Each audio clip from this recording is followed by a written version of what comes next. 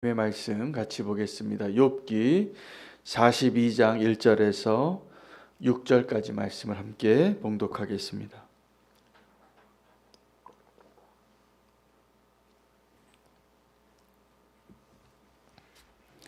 함께 읽겠습니다. 욥이 하나님께 대답하여 이르되 주께서는 못하실 일이 없사오며 무슨 계획이든지 못 이루실 것이 없는 줄 아오니 무지한 말로 이치를 가리는 자가 누구니이까? 나는 깨닫지도 못한 일을 말하였고 스스로 알 수도 없고 헤아리기도 어려운 일을 말하였나이다. 내가 말하겠사오니 주는 들으시고 내가 주께 묻겠사오니 주여 내게 알게 하옵소서. 내가 주께 대하여 귀로 듣기만 하였사오나 이제는 눈으로 주를 배움나이다. 그러므로 내가 스스로 거두어 드리고 티끌과 제 가운데에서 회개하나이다. 아멘. 하나님의 말씀입니다. 한 해를 마무리하면서 이 욥기를 또 마무리하는 이 본문 허락하신 것이 참 감사하고 이 욥의 고백이 이제 오늘 우리의 동일한 고백이 됐으면 좋겠습니다. 진정한 회개는 무엇인가?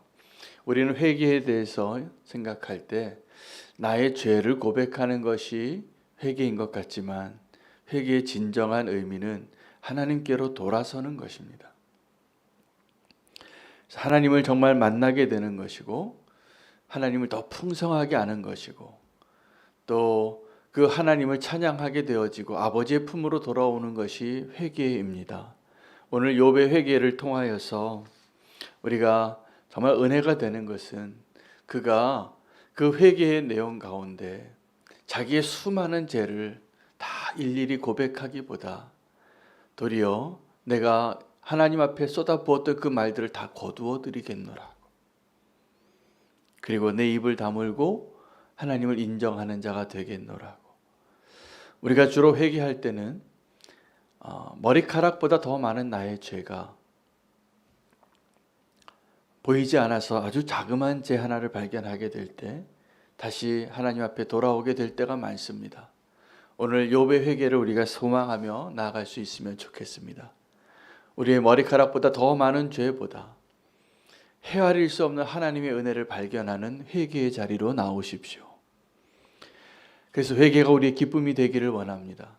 회개가 우리가 주님을 만나는 그 기쁨으로 충만하여지는 그 놀라운 은혜의 자리가 되기를 원합니다. 고통 속에서 신음하던 욥이 이제 하나님의 그 갑절의 은혜를 경험하는 자로 바뀝니다. 하나님께서 우리가 회개할 때 하나님이 주시는 그 놀라운 은혜를 사모하며 그 회개의 자리로 나아갈 수 있으면 좋겠습니다. 우리로 하여금 회개하게 하는 첫 번째 이유가 있다면 불가능해 보이던 것이 또 우리를 절망케 하던 것들이 소망이 되는 것입니다.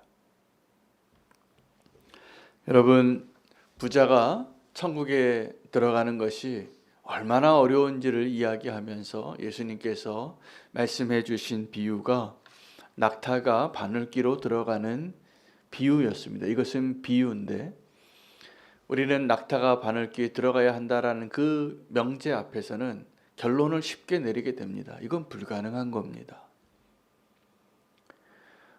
예수님께서 이 부자의 이야기를 통하여 우리를 절망케도 하시고 또다시 소망을 주시는 비유인 것을 알아야 합니다. 우리는 우리의 꿈이 어떤 거냐면 이 땅에서 부자가 되는 것이고 성공하는 것이고 내 뜻이 이루어지는 것일 때가 많습니다. 그런데 많은 사람들이 그 부자가 되어지는 것이 어려워서 절망합니다. 난 부자가 되고 싶은데 나는 성공을 하고 싶은데 성공하지 못하고 또 다른 사람보다 더 인정받고 그 영광을 얻는 것이 실패했을 때 우리는 그때 좌절합니다. 그래서 예수님 앞에 나왔던 그 부자 청년은 어떻게 보면 참 놀라운 사람이에요. 하나님을 사랑하면서도 이 땅에 있는 모든 것들을 다 누렸던 부유한 자였던 그가 이제 하나님 앞에 더 바랄 것이 없어서 어떻게 뭘 더하면 천국에 들어갈 수 있겠느냐고 질문했습니다. 그때 예수님은 그에게 네가 소유한 그 모든 것을 다 가난한 자에게 나눠주고 나를 따르라. 그 요구에 그 부자 청년은 심히 고민하고 돌아간 것이죠. 그 사람의 이야기를 놓고 예수님께서 제자들에게 어렵다. 부자가 천국에 들어가는 것이 이렇게 어렵다. 왜냐하면 부자가 자기의 모든 소유를 다 내어놓는 것이 그렇게 어려운 것입니다. 그러니까 우리가 부자가 되는 것도 어렵고 부자가 천국에 들어가는 더 어려운 것이죠. 그리고 그 비유를 코끼리가, 낙타가 이렇게 큰 동물이 바늘귀로 들어가는 것처럼 어렵다. 여러분, 그 낙타가 덩치가 얼마나 큽니까? 다 우리보다 큰 동물인데 우리 눈에 그 구멍이 잘 보이지 않아서 바늘귀에 실을 꽂을 때만 해도 눈을 찡그리고 그 구멍을 찾아야 할 정도로 그 구멍에 실을 집어넣는 것도 쉽지 않은데 낙타가 어떻게 들어가겠습니까? 불가능하죠. 그래서 우리 낙타가 바늘귀에 들어간다라는 이 표현에는, 그 비유에는 불가능하다고 여겨지게 되어지는 것입니다. 절망합니다. 그런데 이것보다 더 중요한 사실이 하나님에게 불가능한 것이 없다라고 말씀하시는 겁니다. 하나님께서 하나님의 능력을 드러내시고 하나님이 원하시는 그 일들을 이루실 때 반드시 필요한 것이 있는데 절망하게 되는 일이 먼저 필요합니다. 우리는 무엇인가에 대해서 절망해야만 정말 소망을 받아들이게 되어지는 것임을 알아야 합니다. 부자가 되는 것도 절망스럽고 그 부자가 천국에 들어가는 건 더 절망스러울 때 하나님에게 불가능한 것이 없다라는 것을 말씀해 주십니다. 여러분, 우리는 무엇 때문에 절망하고 있습니까? 우리가 오늘 하나님 앞에 예배하는 분들 가운데에도 많은 분들이 내가 부자가 못 돼서 절망하고 있으신 분들이 많아요. 내가 성공하지 못해서 절망하는 것. 그런데 그보다 더 절망스러운 것은 그 낙타가 바늘귀로 들어가는 건 더 절망스러운 일이죠. 우리의 힘으로, 우리의 생각으로 그것은 다 절망스러운 일이지만 하나님에게는 절망스러운 일이 아닙니다. 하나님에게는 불가능한 일이 없는 것입니다. 오늘 그것이 불가능한 것이 없으신 하나님을 인정하는 것, 발견하는 것, 이것이 진정으로 우리를 회개하게 하는 것입니다. 욥이 지금 회개하는데 욥은 여전히 그 이유를 모르고 있어요. 내가 왜 이 고난을 당하는지. 주님은 왜 욥이 그 고난을 당했는지 여전히 말씀해 주지 않으셨어요.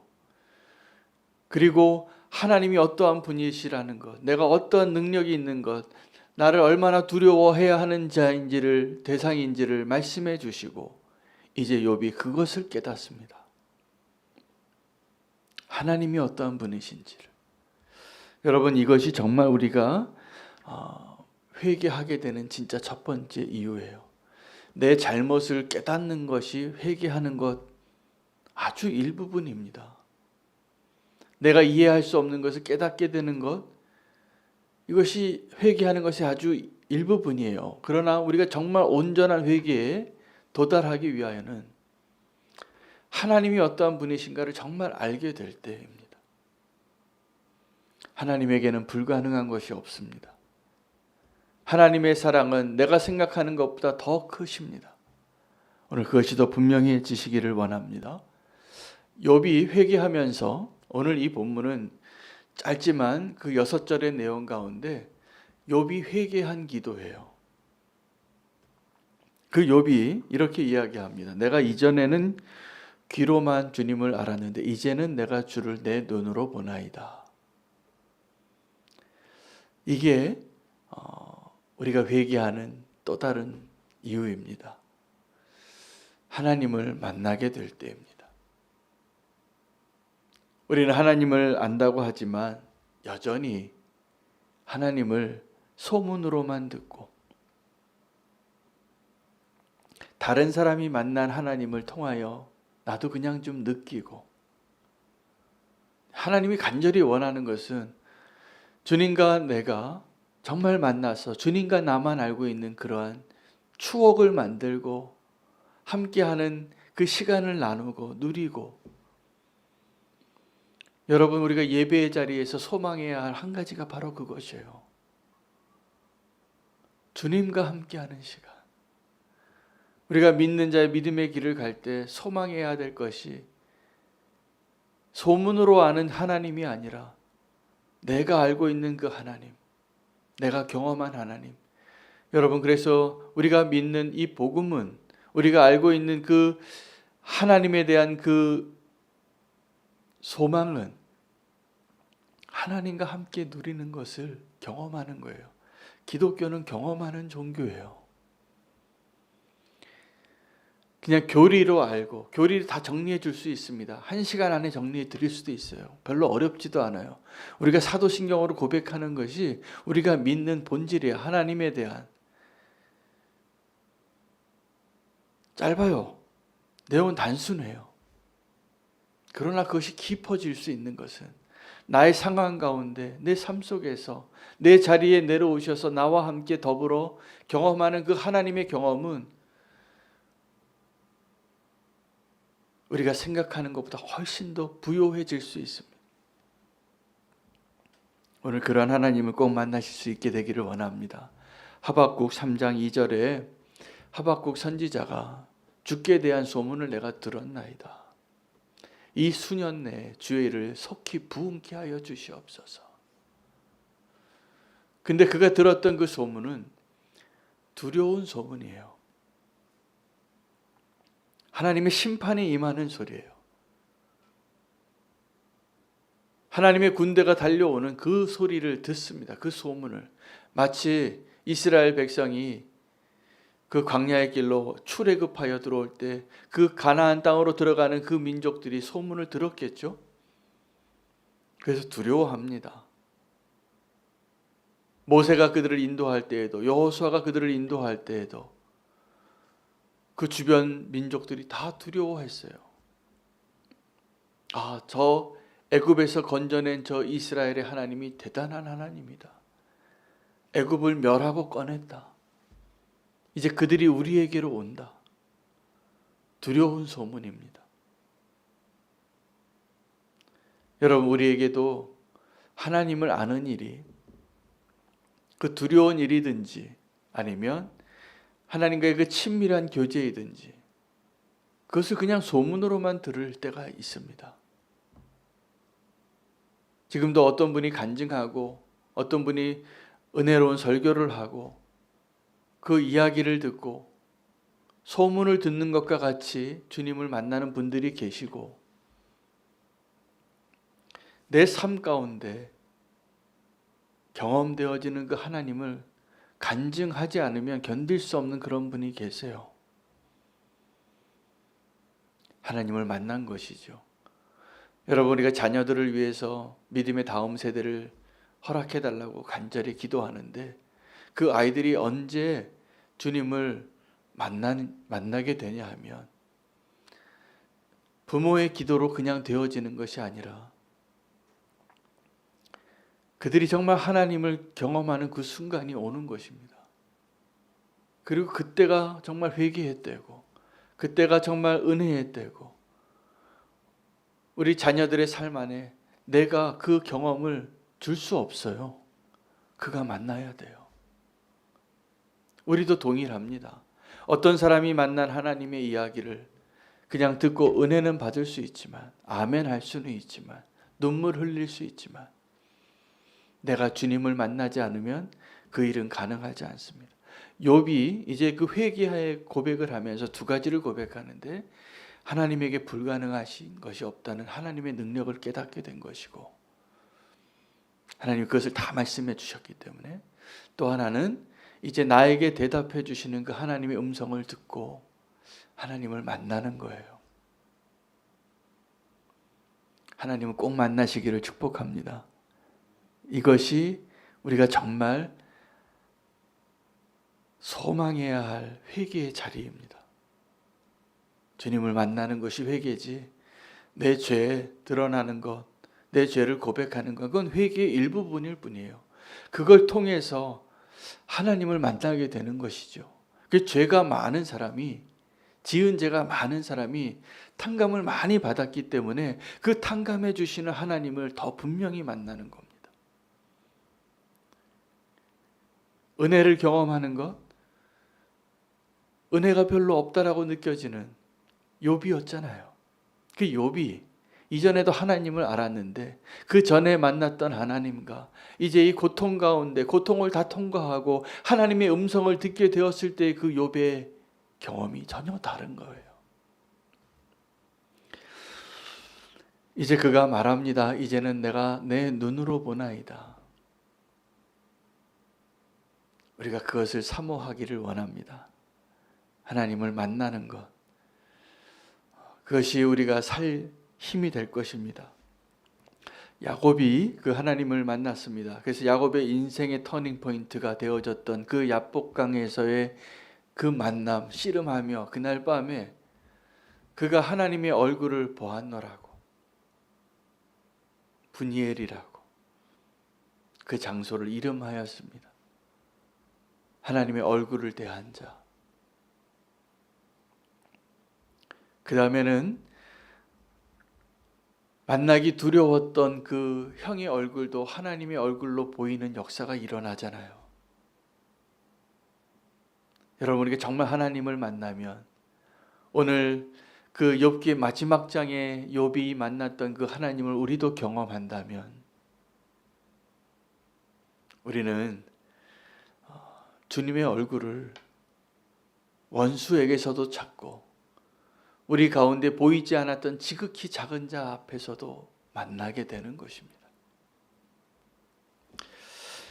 하나님은 우리의 생각보다 훨씬 가까이 계시는 것 같습니다. 근데 우리가 그 하나님을 만나지 못하고 멀리 있다고 생각하고 왜 내게 대답해 주시지 않느냐고. 하나님은 욥이 신음하고 있고 친구들이 그를 정죄할 때 하나님 어디 있냐고 부르짖을 때 그 어느 때보다도 가깝게 욥의 곁에 계셨습니다. 여러분, 우리는 지금도 고난 가운데 있는 성도님들을 위해서 기도하는데 저는 그분들을 위해서 고난 가운데 또 질병 가운데 환난 가운데 절망하는 가운데 있는 분들을 위해서 기도할 때 그런 질문이 들 때가 있어요. 하나님 지금 나와 더 가까이 계실까? 제 생각에는 분명히 지금 고난 가운데 계신 성도님들과 더 가까이 계신데 그분들이 모를 뿐이에요. 제가 중보 기도하는 것은 그것을 알게 해달라는, 하나님께서 내 곁에 있음을 오늘도 우리가 그렇게 기도해 드리기를 원합니다. 욥의 곁에 계셨던 그 하나님, 이전에는 그 욥을 소문으로 듣고 귀로 듣고 두려운 하나님, 경외해야 할 하나님, 의로우신 하나님, 전능하신 하나님을 위하여 의롭게 살았던 자라면 이제 이 고난의 시간을 지난 욥은 정말 그 남은 시간을 하나님을 위하여 하나님과 동행하며 하나님이 실제가 되어져서 누리는 삶이 되었을 것이 분명합니다. 그리고 그 시간은 사실은 욥의 인생에 있어서 훨씬 더 많았지만 우리가 기억하는 욥의 인생은 욥이 경험했던 그 고난의 시간들입니다. 그것이 가장 큰 축복이었고 그것 때문에 그의 삶이 바뀐 것이 분명합니다. 오늘도 우리의 삶 가운데 고난 가운데 계시는 분들이 있어요. 저는 하나님이 그분들을 정말 사랑하시는 분들이라고 믿습니다. 그리고 하나님께서 그렇게 역사하실 것이라 믿습니다. 우리가 오늘 발견해야 할 회개의 의미는 나의 죄를 발견하는 그 회개의 의미보다 더 큰 의미입니다. 나를 사랑하시는 하나님을 이제 소문으로 듣는 것이 아니라 내 눈으로 만나고 경험되어지고 그 크신 하나님을 누리는 자가, 확인하는 자가 되게 해달라고 함께 기도하기를 원합니다. 이것이 오늘 우리가 붙잡아야 할 진정한 회개의 의미입니다. 하나님 앞에 우리가 더 나아가면서 이제 하나님을 더 보여주시고 경험케 해달라고 소망하는 오늘 이 욥의 고백으로 그 욥의 회개의 기도가 오늘 우리의 기도가 되기를 원합니다. 함께 기도하겠습니다. 어제 계속 기도했던 기도의 제목이기도 한데 이원태님, 지금 중환자실에서 그 곁에 계신 주님을 만나게 해 주시옵소서. 박선영 집사님, 그 피부 알레르기가 오랫동안 평생 정말 괴롭혔던 그 질병이 깨끗하게 낫게 해 주시옵소서. 김명경 집사님, 갑상선암 깨끗하게 치유되게 회복되게 하여 주시옵소서. 주명근 집사님, 지금 항암 치료로 두 부부가 함께 고통 가운데 있지만 주님이 곁에 계심을 깨닫게 하여 주시옵소서. 오늘 또 함께 기도할 것은 오늘 지나고 내일 송구영신 예배를 위해서 함께 기도하겠습니다. 한 해를 주님께 감사로 또 소망으로 그 시간을 보내며 하나님께 우리의 삶을 다시 한번 고백하는 자리가 되게 해달라고 주의 이름 부르고 함께 오늘 말씀 붙잡으며 기도하겠습니다.